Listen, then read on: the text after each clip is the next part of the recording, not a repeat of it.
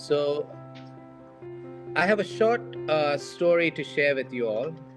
It's about an incident, let's say, which occurred in our hospital, and I've labeled it the tiger with burns. This all happened exactly 2 days into the national lockdown of our hospital of India. In fact, on the 26th of March, I would think, the nation went into total lockdown because of the coronavirus. It was a late evening, and then we had this rather unwelcome patient. Unwelcome because it was a burns patient. On any normal day, the last thing you'd want to admit was a burns patient because of the risks involved, because of the high costs, because all the material which is required. And normally we would have sent this person to the government hospital, but that was not possible because it turned out this burns patient was not a simple adult. It was, as you would have guessed by now, a child. It was a boy with burns. He was only 6 years old at the time, and 2 weeks prior to admission, he had sustained flame burns and was being treated in a hospital, Jhansi, 100 kilometers away, for the last 2 weeks. She generated a bill of around $2,000, which is a large amount for a poor family from India. And then they had to leave. They had to leave that hospital because of the lockdown, and nobody was willing to take the person. So they came to us that evening, and we could see the pleading in their eyes and that the desperation in their eyes, and we decided, okay, we might just go ahead and try and admit this child. We realized that we were taking a risk because it was a long haul, and as you can see, the child had more than 40% burns. Anything about 20% burns is not easy to manage in burns victims. The wounds were infected and green.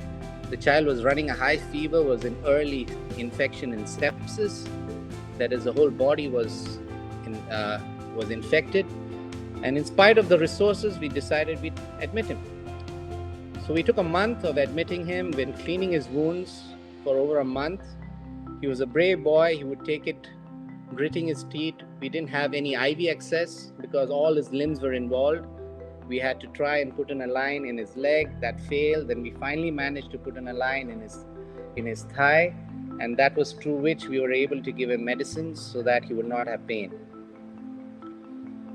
A month later, he was ready for surgery. We took him up for what is called a skin grafting, and for this we needed to take him up for the surgery under general anesthesia. We did not have any equipment for a child for general anesthesia, so we had to plan ahead. We had to send our vehicle more than 250 kilometers away to go and buy the necessary equipment so we could do the surgery.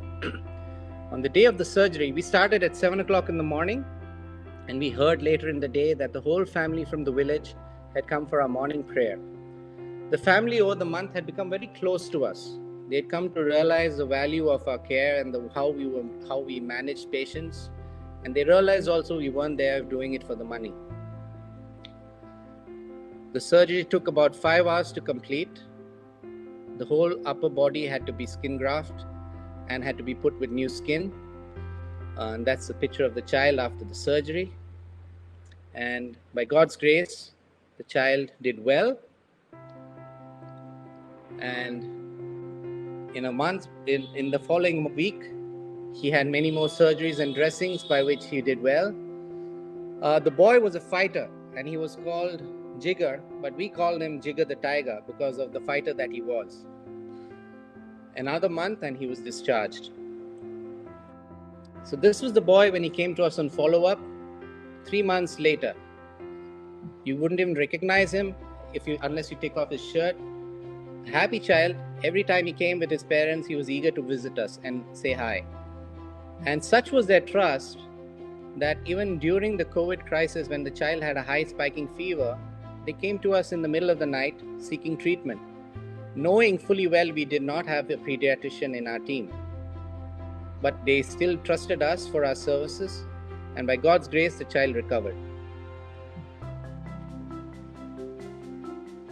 So this is a photo of the treating team with the family, and One thing I do remember, on leaving us on the day 2 months after being admitted in the hospital, the father held my hand and said there was a definite difference in this hospital, which we feel could only come from the presence of God. In retrospect, I think we're all very thankful that we didn't turn away this child who came knocking to our hospital door on that COVID day. This was not just a transformation we realized for that child and her family, but for the whole hospital, when we realized how blessed we are that we have a God who can save us even in our time of need.